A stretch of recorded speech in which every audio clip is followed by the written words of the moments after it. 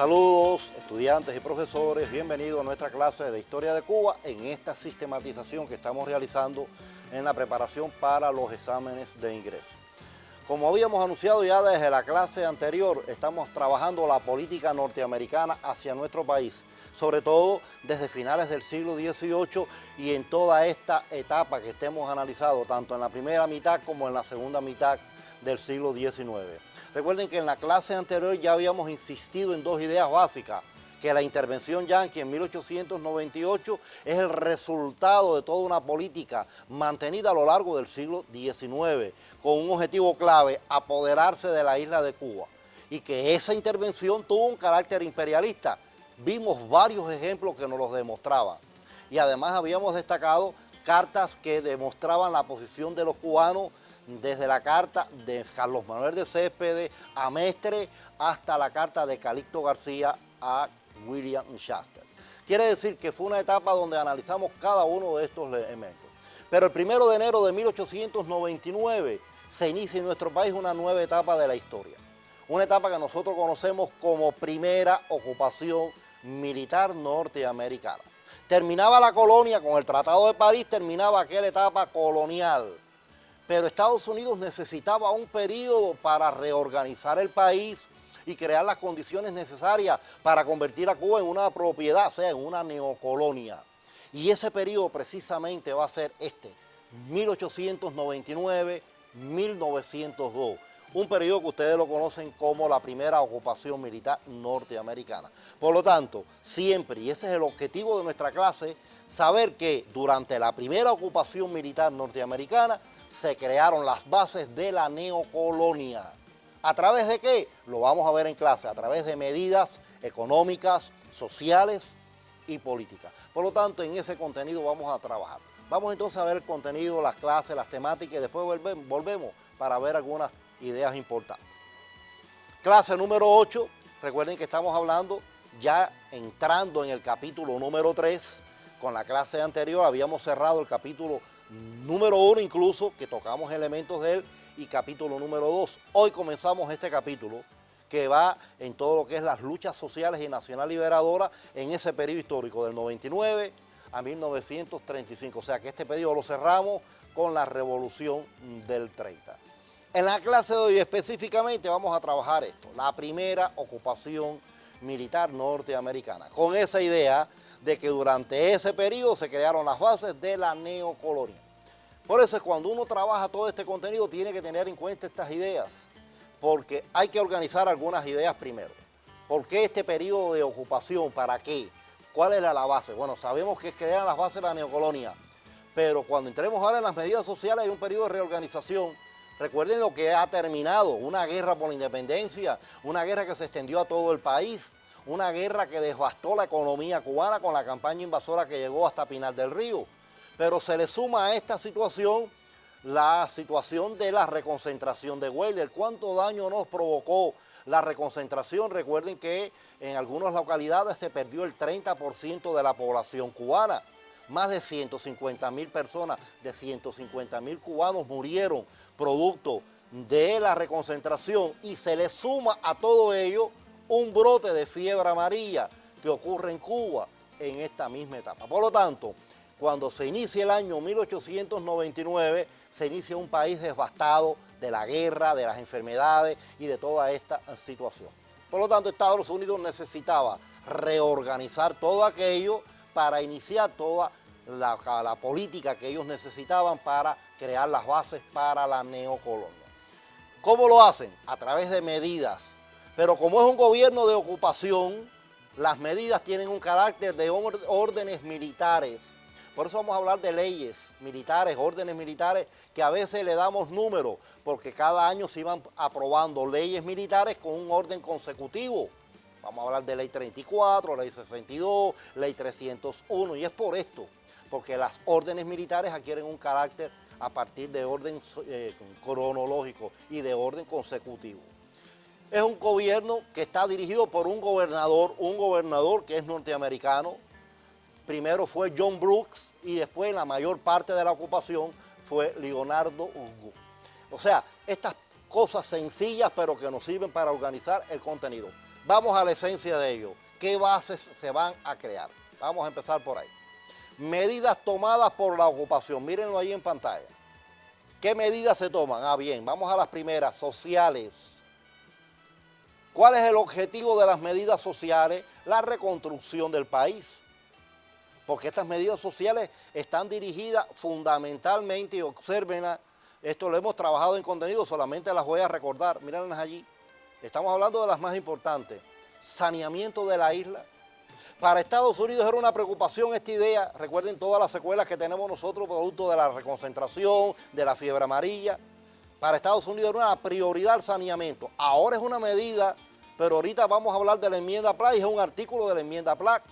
Pero cuando entremos en el tema 4 y hablemos de los mecanismos de estabilización, vamos a hablar del Tratado de Relaciones del año 34 y allí un artículo de ese tratado vuelve a ser el saneamiento. O sea, que para Estados Unidos era una constante el saneamiento de la isla de Cuba. Y ahora desde esta etapa de la ocupación parte. Claro, el saneamiento ustedes en el libro van a encontrarlo muy amplio, tiene varias manifestaciones. Estamos hablando de pavimentación de calle, alumbrado público, la recogida de basura, los dragados de los puertos, campañas de vacunación en las principales ciudades del país. Quiere decir que es una etapa donde una prioridad era la salud pública y había que ubicar rápidamente, sobre todo en aquellos lugares donde Estados Unidos iba a invertir gran cantidad de capitales. Volvemos a pantalla. Reformas en la enseñanza, muy importante. Estados Unidos hace una gran reforma en la vida del país, en todos los niveles. Lo más novedoso de esta reforma en la enseñanza es la enseñanza primaria. Se introduce por primera vez el preescolar. Preescolar que en aquel se llamaba a nivel norteamericano los kindergarten, o sea, los jardines de infancia, donde eran lugares donde se preparaban a los niños, o sea, se introducía el preescolar por primera vez en la enseñanza cubana. Y esto, lógicamente, llevaba cambios importantes. Además, cuando ustedes bajan el libro se dan cuenta rápido que esta reforma en la enseñanza tenía un carácter ideológico, porque tenía una segunda idea. Sí, transformaron la educación, variaron los planes de estudio, incorporaron nuevas carreras en la enseñanza superior, pero la prioridad era la primaria, el preescolar que se introduce. Se prepararon más de 3.000 maestras cubanas en Estados Unidos para impartir esta enseñanza, que fueran blancas, que tuvieran cierto nivel y que fueran muy hermosas, mujeres hermosas. Estas mujeres se prepararon en inglés, con paisajes norteamericanos, frutas norteamericanas, la ideología norteamericana. Quiere decir que cuando se inicia la enseñanza primaria, en el caso del preescolar, la ideología que se le transmite al niño es todo lo norteamericano, porque los libros estaban con los paisajes y la vida norteamericana, no nada cubano. Por lo tanto, tenía un carácter ideológico, o sea, norteamericanizar al cubano desde etapas muy tempranas. Pero hubo cambios, esa es la parte ideológica, pero además reformó el país desde el punto de vista educacional. Por lo tanto, los dos sectores más importantes fueron la salud y la educación, a donde Estados Unidos le dio la prioridad. Volvemos a pantalla porque quedamos otras ideas, ¿no? Prestación de auxilios a la población y algo importante, el censo de población del año 1899, donde ellos proponen conocer la mano de obra disponible en el país. Eso desde el punto de vista social, ya estamos hablando de la reconstrucción del país. Vamos a la vía económica. ¿Cuál es el objetivo de estas medidas económicas? Ahí está la palabra, dominar la economía cubana. Algo que ya ellos venían haciendo desde la tregua fecunda, recuerden la clase anterior que lo habíamos insistido. Ahora Estados Unidos va a aprobar una serie de medidas que vienen a reforzar toda esta política desde el punto de vista económico. Vamos a recordarlas. Mírenlas allí en pantalla. Ya hemos trabajado. Primero, la rebaja de aranceles. 3 rebajas muy importantes ocurren en todo este periodo. Recuerden el término de aranceles, ya lo habíamos mencionado desde la tregua fecunda. Aranceles es un impuesto en el comercio. Se está hablando de la rebaja de los impuestos en el comercio.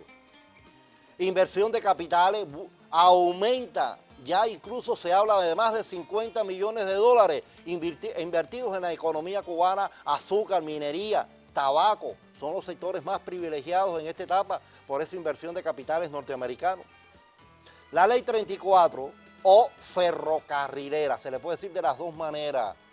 Recuerden que la inversión de capitales en el sector ferroviario eran los ingleses y ahora el capital norteamericano desplaza al capital inglés. El ferrocarril implicaba una gran inversión, es parte de las inversiones, pero muy grande, porque para invertir en el ferrocarril había que comprar metales, había que comprar tierra, servicios públicos, telegrafía, o sea, muy amplio. Y entonces Estados Unidos invierte mucho en esta ley 34, la ley ferrocarrilera. Y la otra, la ley 62, o deslinde de tierra. Por favor, deslinde. ¿Qué significa deslinde? Quitar los límites de las propiedades. España en su época, la estructura agraria era circular, ella repartió tierra desde la conquista y colonización en hatos y corrales. Recuerden aquellas formas de propiedad redondas.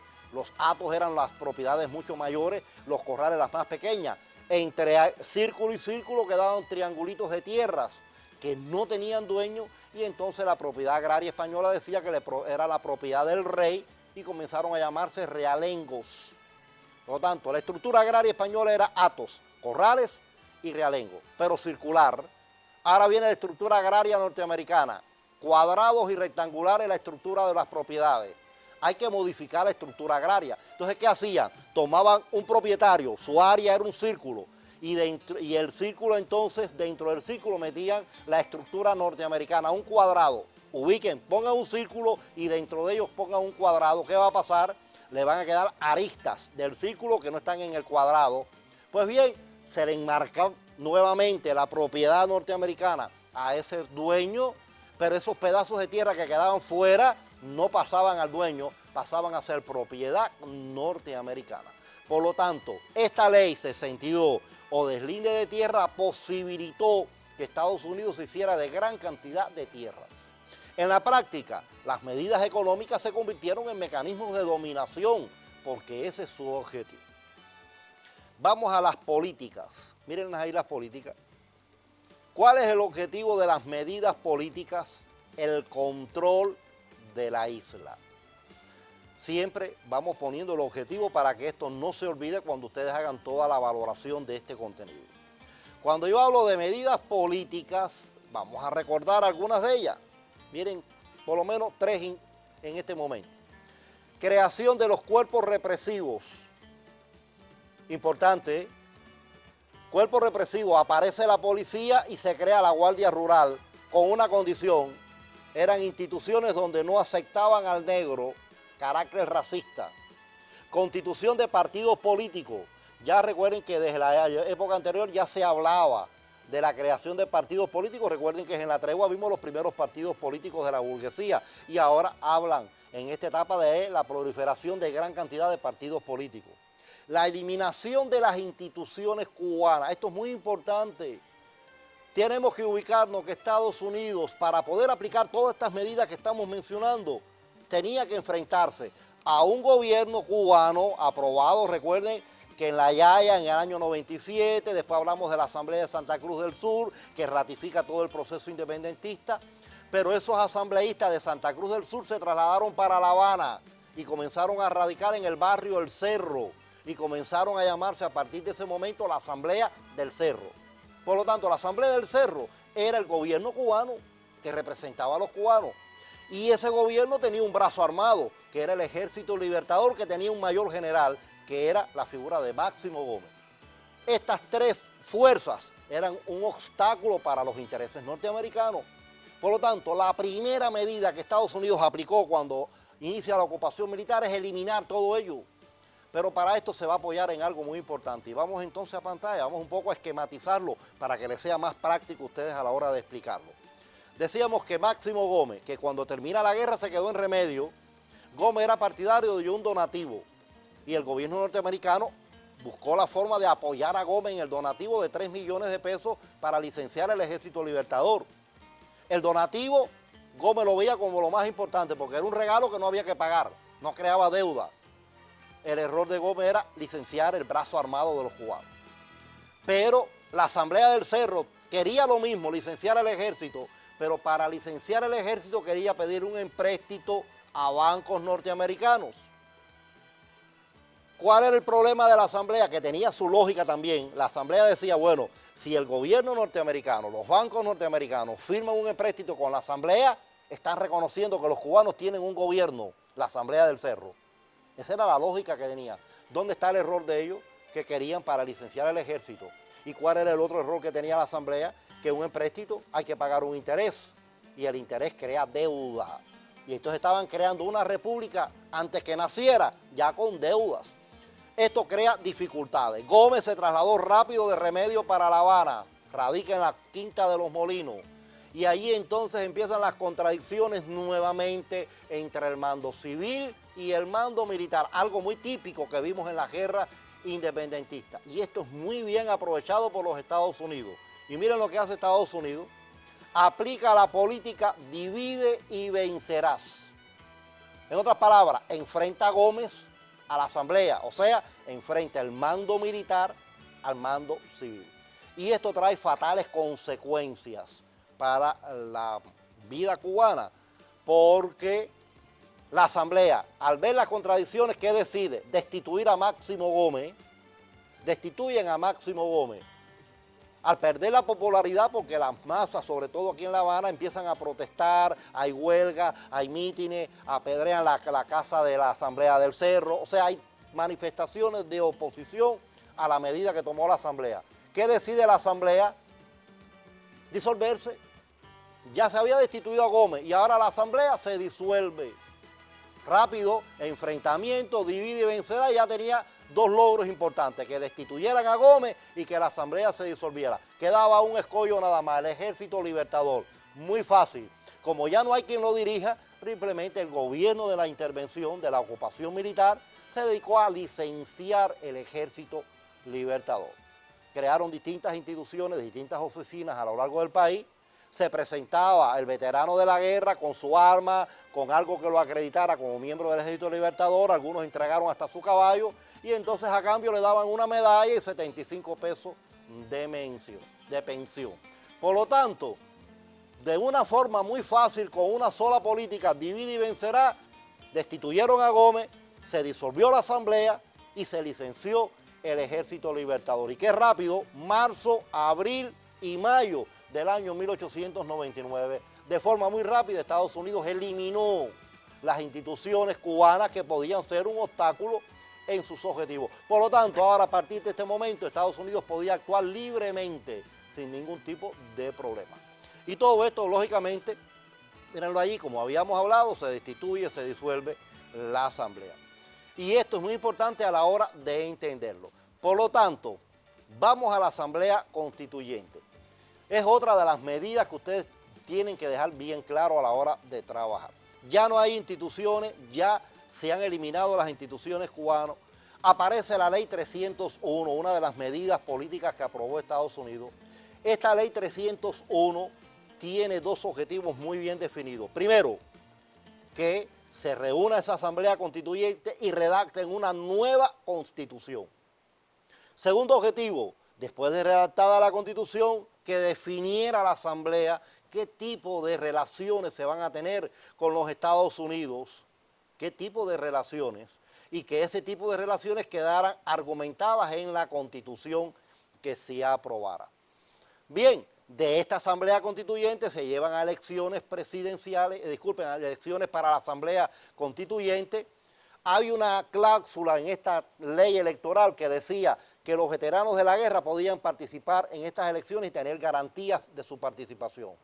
Porque en el libro de texto, si es una curiosidad que ustedes encuentran, la ley electoral tenía un fin y un objetivo, que solo tuvieran derecho al voto los que apoyaran el gobierno de ocupación, mayores de 21 años, hombres que supieran leer y escribir y que tuvieran valores por más de 250 pesos, cuando el 76% de la población cubana es analfabeta. Al final, ¿quiénes tienen derecho al voto? Solo el 7% de la población. Y entonces ya los veteranos sí tenían garantías para poder participar, aunque no cumplieran los demás requisitos. Por eso se crea una Asamblea Constituyente de 27 miembros, donde la mayoría de ellos eran veteranos de la guerra por independencia. Se van a cumplir los objetivos. Vamos al primer objetivo. Se aprobó la Constitución de 1901. Una constitución que ustedes tienen que caracterizar, porque ahí están los elementos de ella. Una constitución que cuando ustedes la destaquen, van a encontrar, miren las ideas más importantes, ustedes van a caracterizarlo. Es una constitución liberal, daba paso a una república con los 3 poderes, ejecutivo, legislativo y judicial. Es una copia del modelo norteamericano. Es una constitución burguesa porque defiende la propiedad privada y prohíbe la confiscación de bienes. Esa es la constitución del 1. Ya se ha cumplido entonces el primer objetivo de la Asamblea. Faltaba el segundo, las relaciones con los Estados Unidos. ¿Y dónde se concreta estas relaciones? En lo que después va a ser la enmienda Platt aprobada el 12 de junio de 1901. Ustedes saben todo el proceso. De Estados Unidos llegó un documento que había aprobado el presidente norteamericano Eliot Root, que había enviado al Congreso, se había aprobado con algunos arreglos ese documento, donde la mayor parte de los arreglos los había hecho un senador, Orville Platt, y el Congreso aprueba el documento con el apellido de este senador. Por eso se llama enmienda Platt. Esta enmienda llega a la Asamblea Constituyente, se les da a conocer, empiezan las contradicciones, las discusiones, y el gobernador de la ocupación, Leonardo Wood, le dijo a la Asamblea, hay que aprobar esta resolución, este documento. Si no lo aprueban, no hay república. O sea, le está amenazando a la Asamblea que hay que aprobarlo y como anexo a la Constitución, porque si no lo aprueba, va a continuar el periodo de la ocupación militar. Por eso cuando se llevan a votación ese 12 de junio, quedó divididas las votaciones, 16 votos a favor y 11 en contra. Por favor, la enmienda Platt es un documento que ustedes tienen que valorar con fuerza, porque es el documento que convierte a Cuba en una neocolonia. No es que ahora nos vamos a aprender los 8 artículos de memoria en orden de ellos. No, no, no. Yo tengo que saber el contenido. Y cuando a mí me pregunten por qué es el documento que convierte a Cuba en neocolonia, yo tengo que conocer qué contenido tenía la enmienda Platt. Yo les voy a ayudar un poco a hablar de ella. Por ejemplo, mire, están apareciendo ahí en pantalla algunos de ellos. Vayan leyéndolos para que ustedes vean. Algo que hemos trabajado nosotros en clase, cuando vimos este contenido en las clases. Derecho de intervención, ese famoso artículo 3 que decía que Estados Unidos podía intervenir en Cuba cuando ellos estimasen conveniente. La isla de Pino fuera del territorio cubano. Una contradicción. La Constitución del 1 decía en su primer artículo, Cuba está formada por la isla de Cuba y la isla de Pino y otros cayos e islas adyacentes. Sin embargo, ahora dice que la isla de Pino no le pertenece a Cuba. Arrendamiento de tierra para estaciones navales y carboneras. Vamos a perder tierras también por esta parte. Y la firma de un tratado permanente. Estoy hablando de 4 artículos significativos. Hay otros que ustedes pueden utilizar, pero creo que ahí radica la esencia, porque estamos perdiendo tierra, afecta la integridad nacional. Estados Unidos puede hacer lo que les dé la gana en Cuba, y para completar el contenido de la enmienda Platt puede ser ratificado en un tratado permanente. Si se quita la Constitución del 1 y se afecta la enmienda Platt, no importa, hay un documento que tiene el mismo contenido, de el contenido permanente, que lo vamos a ver después en la República Neocolonial. Por lo tanto, miren cuántos detalles encontramos en la enmienda Platt. La ocupación militar, entonces cerrando, volvemos al esquema inicial. Ese esquema nos va a determinar esto que estamos diciendo. Se crearon las bases de la dominación neocolonial. Por favor, este esquema es importante porque este esquema me va a resumir esa idea que di al inicio, ese objetivo, que durante la ocupación militar se crearon las bases de la neocolonia. Por lo tanto, lo económico, lo político y lo social nos determinan todos estos elementos. Hay una fuerte oposición, algunas fuerzas, vimos, los que tienen derecho al voto apoyan la ocupación, pero una gran parte de ellos, sobre todo cuando queda aprobada la enmienda Platt, se produce una gran oposición. Vamos ahí un momentico a esa oposición, sobre todo a la enmienda Platt. Hay 2 grupos importantes. Uno es los veteranos y figuras honestas. Miren allí, ustedes pueden utilizar cualquiera de ellos.